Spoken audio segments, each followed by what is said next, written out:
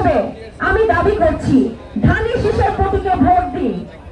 প্রার্থী যেই হোক ধানের শীষের প্রতীকে ভোট দিয়ে 5টা বছরের জন্য দেখুন আসলে ধানের শীষের প্রতীক আপনাদের জন্য কি করে। সেটি দেখার জন্য হলেও আপনারা ভোট দিয়ে ধানের শীষের প্রতীকে প্রার্থীকে জাতীয় সংসদে নিয়ে যাওয়ার ব্যবস্থা করে দিন।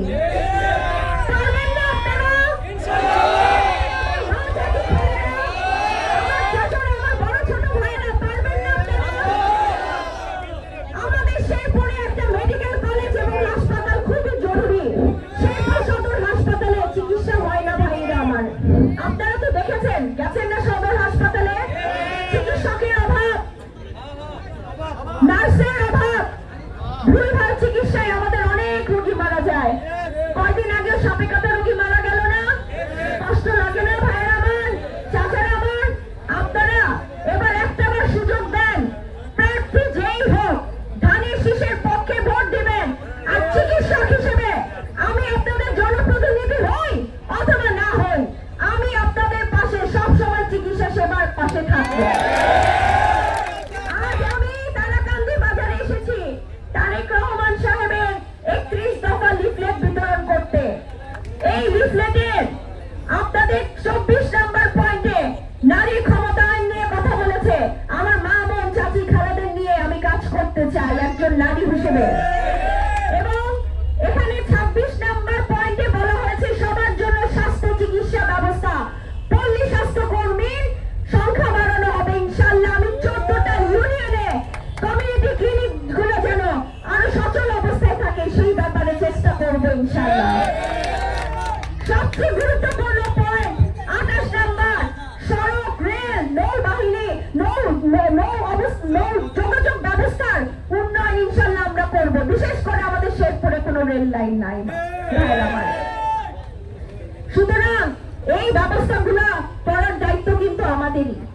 এবং আমি এখানে আসলেও দেখেন 2018 সালের পরে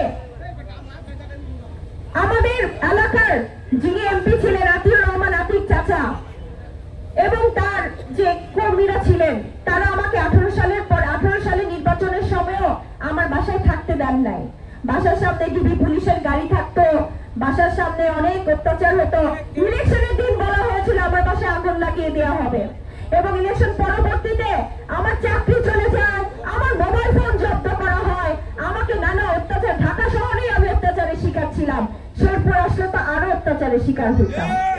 যার কারণে আপনাদের সাথে হয়তো বা আমার যাতায়াতটা হয়নি, তবে আমি সার্বক্ষণিক খোঁজ খবর রেখেছি আমার থানা বিএনপি নেতা, শহর বিএনপি নেতা সকলের সাথে এসেছি, অত্যন্ত গোপনীয়তার সাথে এসেছি, কাজ করে আবার চলে গিয়েছি।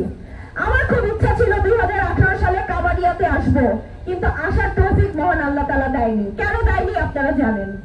সুতরাং আপনাদের সাথে কাবাডিয়াতে আমার 18 সালে দেখা হয়নি, তবে আলহামদুলিল্লাহ আজকে আমার দেখা হয়ে গেল এবং ইনশাআল্লাহ আমি কাবাডিয়াতে আরো অনেকবার আসবো, প্রত্যেকটা বাজারে যাব, প্রত্যেকটা গ্রামে যাব। আমি ইনশাআল্লাহ, আমি যদিও কাবাডিয়ার সন্তান না, কিন্তু ধানের শীষের প্রতীকের প্রার্থী যদি বিজয়ী হয় আমি কোনোদিন আপনাদের বুঝতে দেব না কাবাডিয়াতে আপনারা নেতৃত্ব শূন্য। ইনশাআল্লাহ প্রয়োজনে আমি কাবাডিয়াতে আসবো, কাজ করব, চিকিৎসা সেবার জন্য হোক, উন্নয়নের জন্য হোক, ইনশাআল্লাহ আমি আসবো, আপনারা আমাকে পাশে পাবেন।